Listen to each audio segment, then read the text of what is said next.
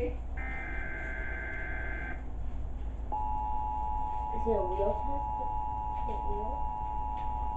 Oh, it was on 99.9.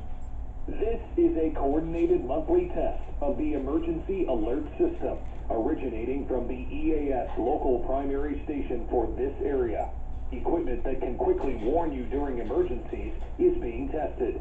If this had been an actual emergency, such as a tornado warning, a toxic material release, nuclear plant incident, or other state or local emergency that affects your safety, official messages would have followed the alert tone. This station serves the southwestern Michigan operational area. This concludes this test of the emergency alert system. A big wall.